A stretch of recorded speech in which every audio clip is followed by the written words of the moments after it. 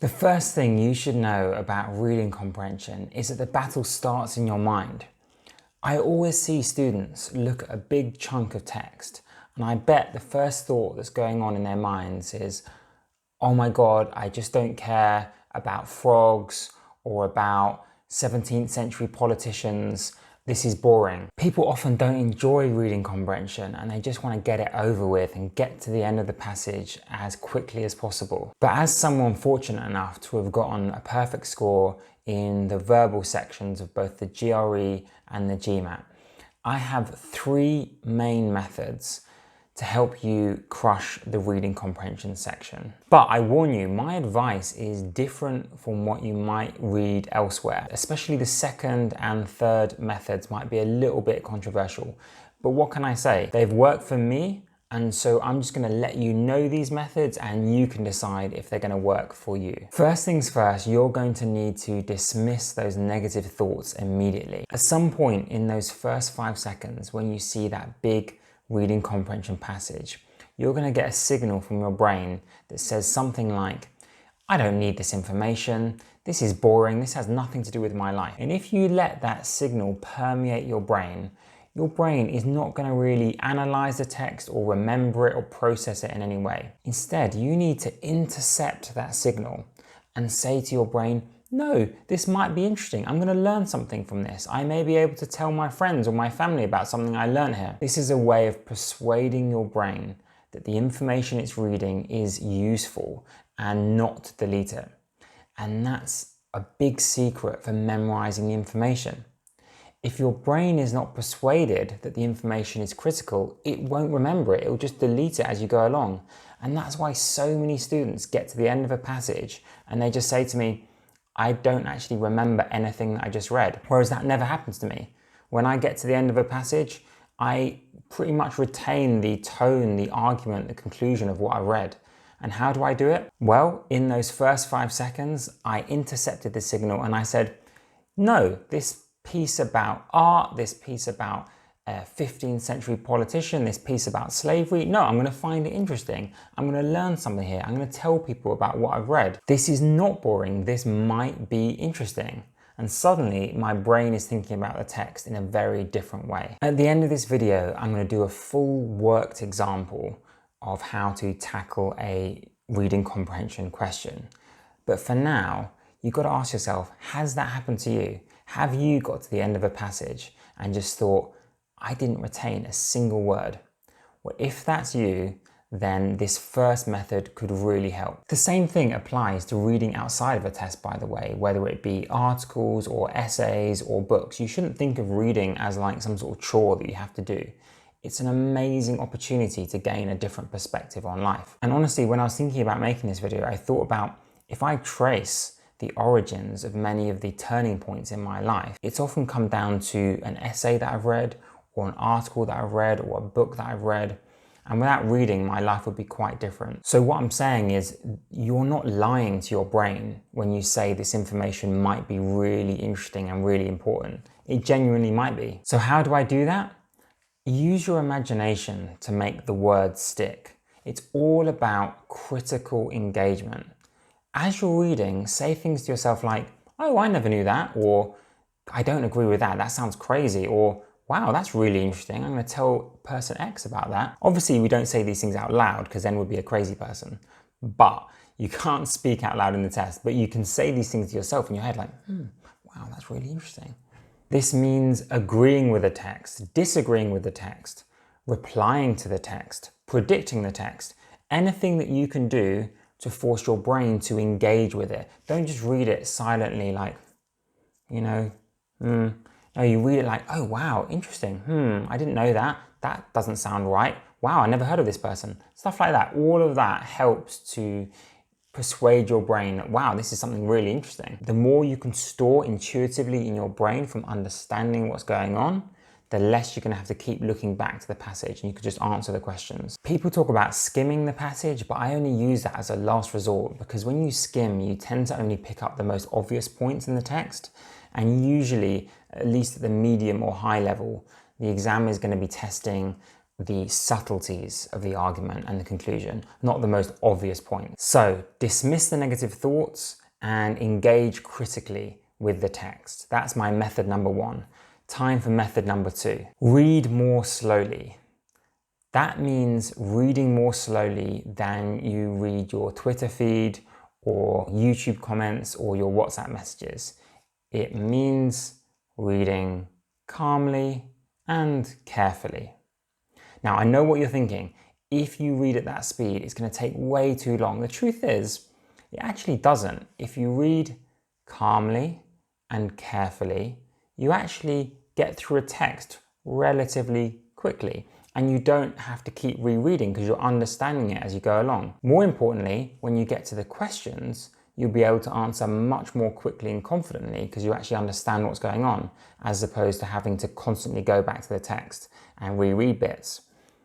I often say to students, my aim is to be the slowest person in the room to read the passage, but then the quickest person in the room to answer the questions. And to do that, you need to read more slowly. Less haste, more speed. Now, people tend to ask me, oh, but should I read the question first or the passage first? I've tried both approaches and I honestly don't think one's much better than the other. What's much more important is reading at a deliberate pace. The same, by the way, goes for reading articles and essays and books in real life. Your goal is not to just accumulate a list of articles that you've read or books that you've read. Your goal is to change your perspective on life. And only by engaging critically and reading more deliberately to understand what's going on are you going to achieve that aim. This is why I tend to read longer form journalism and essays and non-fiction books. And I tend to stay away from social media, except from YouTube, because I want to feed my brain long, deliberate, interesting text. I can take more time and think more about what I'm reading rather than just react to everything. Going back to the test, I also don't tend to take notes. Some students do, and I'm not saying it's really bad to take notes, but it takes time, and because I'm reading slowly, I don't have that extra time to take notes. And also because I'm reading slowly, I don't really need to take notes. I retain the tone, the argument, and the conclusion in my head. Also, something I've noticed is that the people who do write notes tend not to look back at the notes too often, and when they do, they don't really get much from them. So I'm not quite sure what the benefit is, but if it really works for you, that's fine, you can stick with it. But for me, no, don't need notes. With the exception, obviously, in real life of when I'm reading a book outside of an exam, in which case I take like pages of notes, often in my phone, to squeeze out the juice of what I've learned. Now for me, I was able to read slowly and still answer all the questions correctly, for example in the GRE verbal section to get the 170. But I can understand that if English is not your native language, reading slower is going to take more time than we have. And that's why you're going to have to balance that by being slightly quicker in the sentence sections of the exam to catch up a bit on time. But even if it means guessing the hardest question elsewhere, it's far better to answer most of the passages confidently and correctly than answer all the passages hastily and haphazardly. Before I get to that worked example from the ETS website of reading comprehension, what is my third method? My third method is to stop and summarize. So every sentence or two, I stop and I summarize what I've read in my head quite quickly. If I don't understand, I reread. There's no point in carrying on if you haven't understood a key bit of the text that you've already read. That'll just lead to confusion and you won't quite understand what's going on. So at the end of every sentence, or maybe every couple of short sentences, stop and just check you understand what the author is saying. You can summarize it in your head like a little synopsis of what's happened so far. Again, it's easy to persuade yourself that you're understanding it and you just keep reading, but then you get to the end of a paragraph and if I asked you to summarize it, you would be like, I have no idea what's going on. That's probably because you didn't stop and summarize every sentence to check that you are understanding what was going on. The examiners know which sentences are the most complicated, and those are likely to be the ones that they have questions on. They're going to try and tempt you to just glaze over that complex sentence, but your job is to identify that really complex sentence and stop and reread it if necessary. Summarize to yourself what happened in that sentence and what it means. Again, we buy back time because we're answering the questions more quickly and confidently. Some of you at this point are understandably thinking, but what if I can't understand the sentence even with rereading? This could be because the syntax or structure of the sentence is just really baffling, or there's a key word or two that you just don't understand. And there's only two long-term solutions to that problem. The first is to just read more. Things like The Economist, New York Times, The Guardian, non-fiction books. That can help get you more familiar with complex sentences, what they sound like and what they mean. And of course, with vocabulary, I've done a couple of other videos on this, so please check them out. But the main answer with vocabulary is to always look up any word you don't understand. That's the number one way to max out your vocabulary over a short period, is to never let a single word that you don't understand go without looking it up and committing it to memory. Again, I've done a couple of other videos on how to memorize vocabulary, so please do check those out. I think that's enough build up. It's time to bring that all together in a worked example, this time for the GRE, but the same advice applies to TOEFL and the GMAT reading comprehension sections. If you feel you have learned anything from the video so far, please do leave a like, leave a comment, leave a question, and of course subscribe. All of that helps to boost the video on the YouTube algorithm, and that of course leads to more people seeing this content. And to all of my existing 333 subscribers, thank you for your kind comments and thank you for your loyalty. By the way, this video was requested by Alicia, Purvi, Pravin, Tijast, and S. Rao. So thank you for those suggestions. And again, if you have comments on what other videos I should do, please leave those down below. This video would be far too long if I covered every single question type in reading comprehension. So if there's enough demand, I will do separate videos in the future on specific individual question types. I am going to time myself for this, but in general in the exam, I don't really look at the clock. So I'm just going to get straight into it. This seems to be about music. Okay. Reviving the practice of using elements of popular music in classical composition, an approach that had been in hibernation in the US during the 1960s. So they didn't do this in the 60s. They didn't use pop in classics.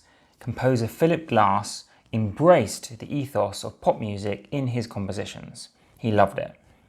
Glass based 2 symphonies on music by rock musicians Bowie and Eno, but the symphony's sound is distinctively his, original to him. Cool.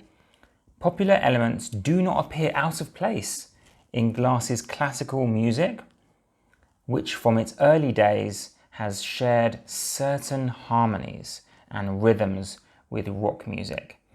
So for a long time he's mixed pop and rock. Amazing. Yet this use of pop elements has not made Glass a composer of pop. So he doesn't compose pop. His music is not a version of pop music packaged to attract classical listeners. What is it? It is high art for listeners steeped in rock rather than the classics. So it's an amazing fusion of rock and the classics. Okay, I more or less understand what's going on. Let's get to the question, or the questions, I think. Select only one answer choice. The passage addresses which of the following issues related to Glass's use of pop elements in his classical compositions. So using pop in classical music. How it was regarded by listeners who prefer rock to the classics. Maybe, but I don't really think it talks about people who prefer rock over the classics. I don't remember that. How it has affected, the commercial success. No, we never talk about commercial success. I don't remember that. So you try and answer along with me. Whether it has contributed to a revival of interest among other composers. Other composers, I'm pretty sure it never talked about other composers. Whether it has had a detrimental effect, pop music has had a detrimental effect on Glass's reputation. No, it never said that his reputation had gone down, anything like that. So it has to be E, unless I've made a mistake. Whether it has caused certain of his works to be derivative. Derivative means non-original, and there was definitely somewhere in the middle of the passage something about whether the work was like distinctively his or something. Just by elimination, to be honest, we can get that it's E. I'm like 95% sure that it's E.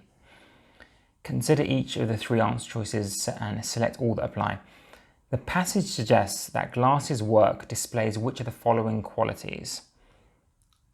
A return to the use of pop music in classical compositions.